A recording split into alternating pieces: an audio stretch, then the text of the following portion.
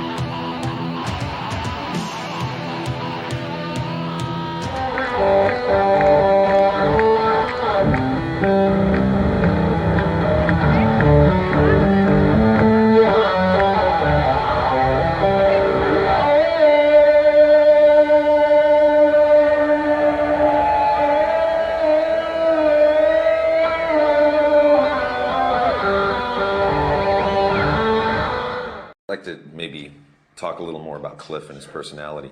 Yeah, Cliff was certainly a one-of-a-kind person, very secure in himself and who he is, what he likes doing, what he likes listening to, his surroundings, whatever it was. I don't know what made him so secure of himself. He must have grown up with just really, supportive people around him. But also along with that was stubbornness, and it kind of, there's a line, that you're very confident of yourself, but if something else comes in that's a little out of whack, it's forget it, but he was into some pretty obscure stuff as well, but a true and total musician. He loved music. He was probably the only one in the band that had studied music properly, going to music classes, studying theory, and he introduced harmony to me, the guitar player and singer, hello, thank you. It was really an amazing time with him, and I respected him completely because he had his own vision on how he wanted to be, and no one could fuck with that. Nobody could. And he had a conviction, and people would make fun of his dress, his bell bottoms. Oh, those things went out 10 years ago.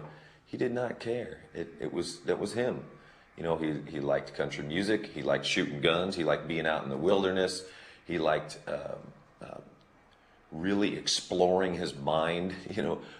Reading bizarre things. He really was out to enjoy life, and it's so still sad that he was taken so early, at such a young age. He had so much strength, and I still feel that. I still have these dreams about Cliff and that he's just appeared again. He showed up in our dreams saying, or in my dream saying, "Hey, how's it going?" And I said, "Where have you been?" And he says, "Oh, I did an Elvis. I pulled an Elvis, man. I pretended I died and I went off to some island, one of the unnamed Hawaiian islands, a bizarre dream thing." But, he's just like, "Oh, I'm back. How's it going?" And so he visits in my dreams, and it's not a freaky thing at all. It's a comforting thing. What do your parents think about all this? They're into it. Yeah, your parents are well into it. So is Kirk's. Lars's as well. Really My into dad, it. Whatever. Do you think they look at you a little differently when they see the album so high in the charts? Well, it makes them, they're proud and they're happy that there's some success going on, It's a bit of a relief for them. They'd be pretty worried about it years ago. Do they come out and see your shows? If it's appropriate, if the venue's right, I don't bring them to any small riots that we have in Frisco, We've been known to play a few of those. And mom up front. When I grow up, I want to be Ray Burton. He is so inspiring. His energy, his love of life, it's very attractive to me because I'm the other side of the battery most of the time. But he brings a smile to my face. I just look at him and I start smiling.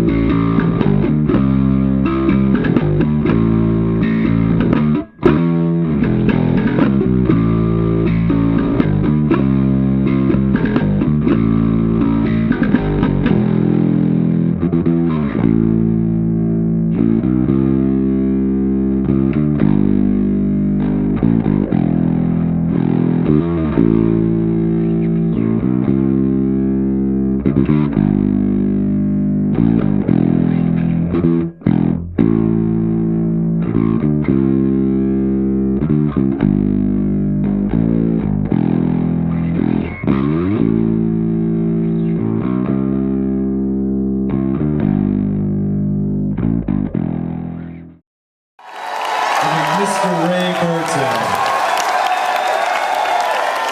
I don't know what Mike... What is this shit?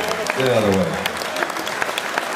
You are such an amazing inspiration to us. The things that have gone on in your life, and you are a warrior, sir. You certainly are. And you inspire us to keep kicking ass, because you do. As Cliff said, James, is that there's a lot of luck involved in this, and you guys have a lot of talent, but also be truthful about it. There is a lot of luck, and anyway, yeah, these guys want to hear something about Cliff, maybe. I would say. No, well, enough yeah. about us. All right. No, what I want to reflect is that. Cliff would come home with stories when these guys went on the road, and they were quite humorous, I thought. So if you don't mind, I'll tell a couple of them. Go for it. The stage is yours. We give you Mr. Ray Burton. No. Yes, we're leaving you. You gonna be okay up here by yourself? Oh yeah, I think so. Okay, behave. I'll hang on to Treat this. them nicely. Okay. Play nicely. Yeah, all right. Okay.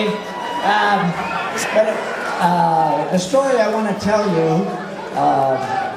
One time, Cliff came home, and I can't remember when it was, but they had produced the album "Kill 'Em All,"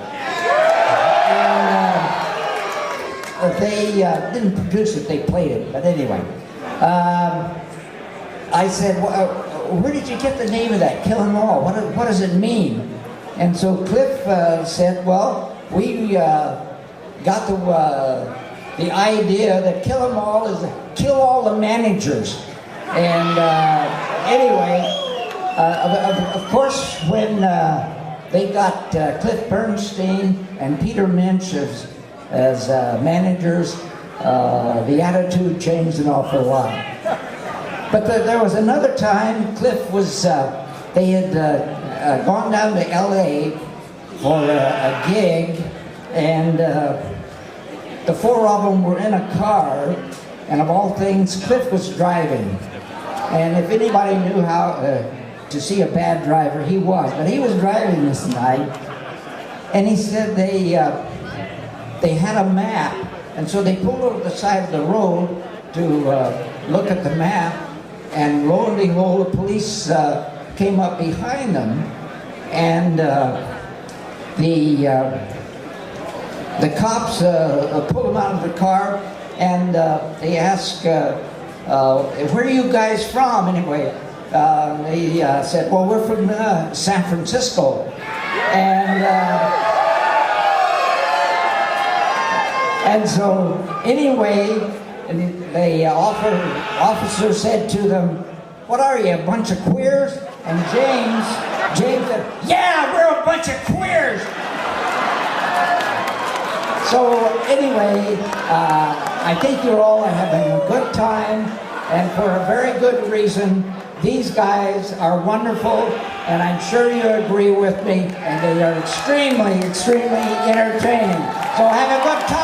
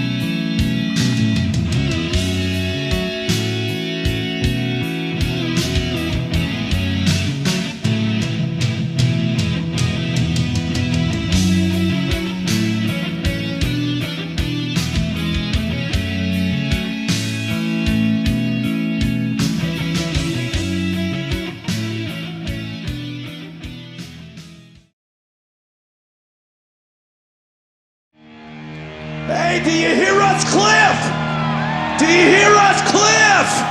Woo!